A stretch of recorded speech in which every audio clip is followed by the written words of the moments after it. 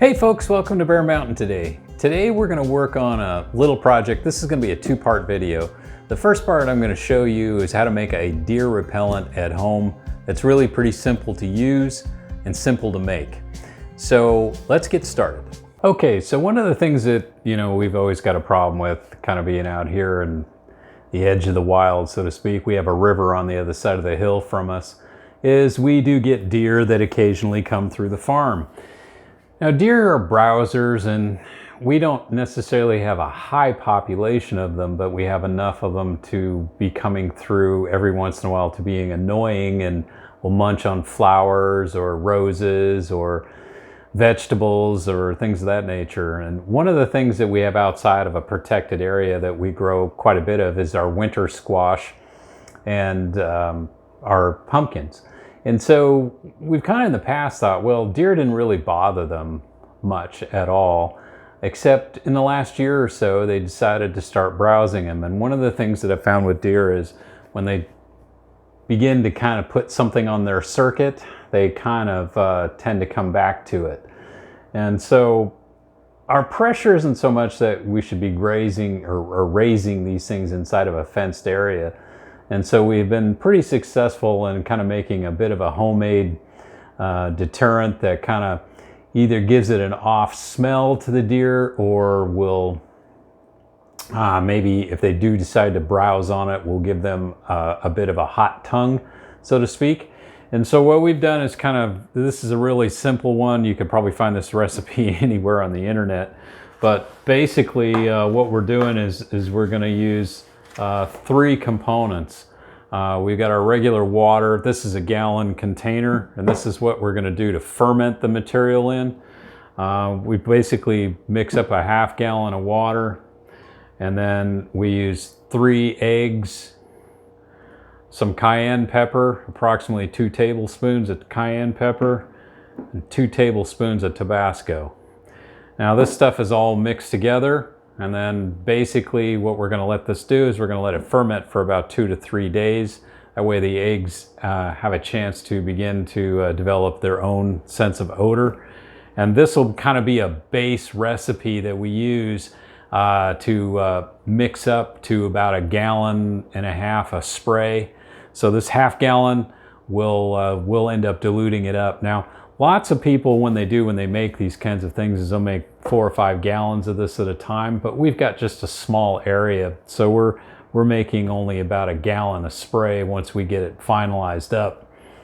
And one of the things that we're gonna do is we'll show you the application of it, is a lot of people put soap in it, like Dawn or something like that, that's a degreaser type soap, or a dish soap they'll call it, or even just a plain dish soap. Well, most of those dish soaps are, from our perspective, the idea is it's like a surfactant, and meaning that what it's supposed to do is it's supposed to spread the material over the leaves, and that way any spices from the Tabasco or rottenness from the eggs or stuff like that would stick to the leaves better, and then would spread evenly over them instead of maybe clumping or dripping off when you apply the spray. Many recipes just add that right at the beginning. We don't do that, because what we're going to be using is actually what could be called Castile soap, which is basically just a pure potassium hydroxide liquid soap, or Jadam wetting agent, which is the same thing. And that's just, it's a regular soap. You could buy Castile soap, just do a Google search on it, or on Amazon, and you don't need that much of it. So that's the other thing is most of these batches, when you're talking about adding soap, you're talking about adding a tablespoon or something the equivalent of that per gallon or 2 of water. So it doesn't take a whole lot. But the whole point of the soap is basically to get it to stick to the leaves better and spread around on the leaves. But that's the last step we'll do, and we do that at application time. So this first step is I already got a quart in here. I'm going to put my 2nd quart of water. Now, some people, if you have really hard water, that's one of the things that will make the soap in it not as effective. If you have really hard water, or you have a lot of chlorine in your water, or that sort of thing, Using distilled water or even just softened water is fine. Something that takes a bit of the hardness out of your water will allow the material to spread over the leaves better. So if you have access to that's always a good thing.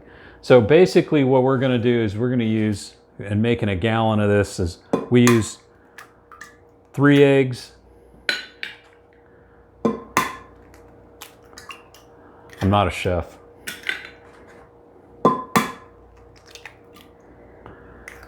These are just regular size, medium size eggs, whatever you want to call them. Then I'm going to add 2 tablespoons of the cayenne pepper.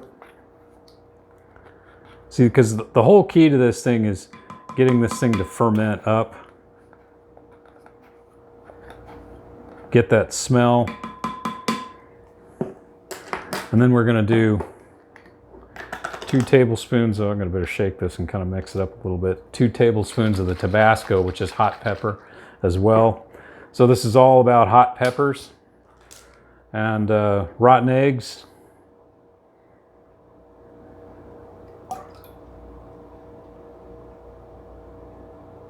And 2 tablespoons of that. And that's really about all there is to it.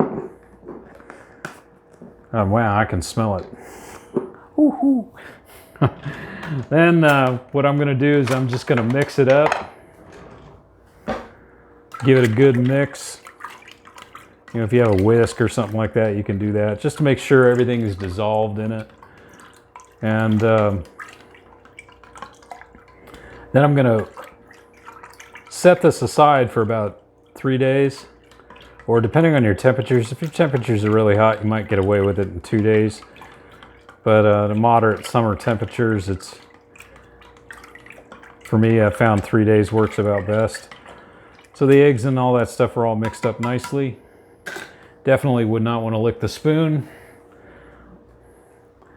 And this is the material. What I'll do is I'll just cover it with a paper towel, just to kind of keep anything from getting inside of it. Put a rubber band around the top. And then I'm just going to set this out in away from the sun, set it in the garage or something like that, you know, so the animals or stuff won't get into it, and let it sit for 3 days. Now what will happen in this 3 days is the eggs will begin to decompose. They'll begin to kind of give off their own version of odor. And then once it's complete, you may get inside of this some areas of you know, things thickening up or stuff of that nature. What you do is you just come in maybe on a daily basis and give it a good stir if it looks like it. You'll notice that the material will begin to separate a little bit, and you'll get kind of a clear layer and then a solids layer. And I just come in there and I just continue to mix that up. Then the next step after 3 days is it's ready for application. And again, this is diluted to half. So this is a half gallon.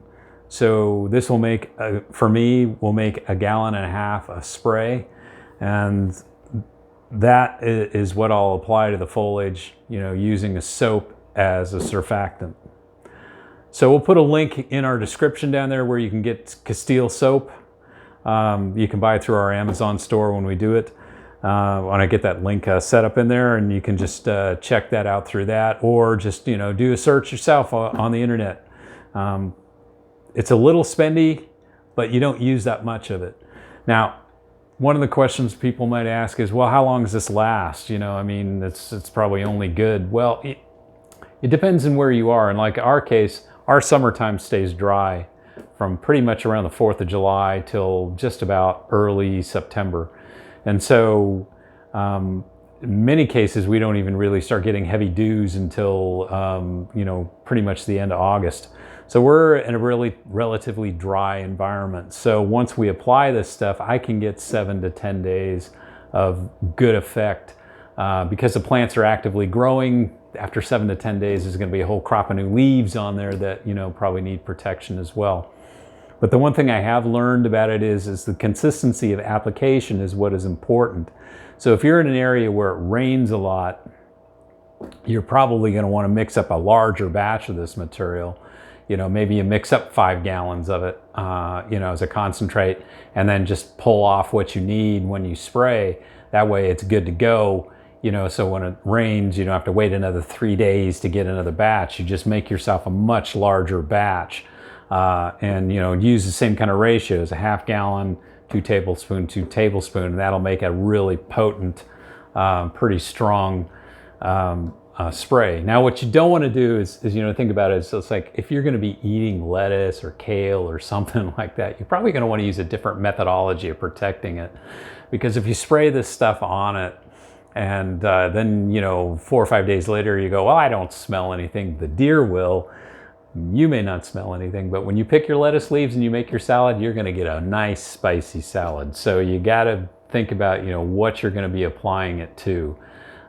Usually for me, this is on stuff that parts of the plant that I will not eat. So if I have stuff like I'm trying to protect my beet greens or maybe my basil or stuff like that, I would not use this on it. I would use netting or some other kind of mechanical protection to protect it. But this is really, it's pretty simple, it's pretty easy. My recommendation too is once it begins to smell, like if you made a large batch of it, be sure to put a lid over it, because it will kind of smell, you know, how eggs are after a while. And you could probably, you know, store that in a relatively cooler spot. And you could probably, you know, like I said, if you mix up 4 or 5 gallons of it and you're in an area where you get thunderstorms and you get rain comes in, you may need to apply more often. And so that kind of gives you the backstop and to be able to do it. So we're going to set this guy aside. In our next video, we'll show you the process of what we do for mixing it up and applying it. So I want to thank you guys for watching part 1 of this. Be sure to catch part 2 next week.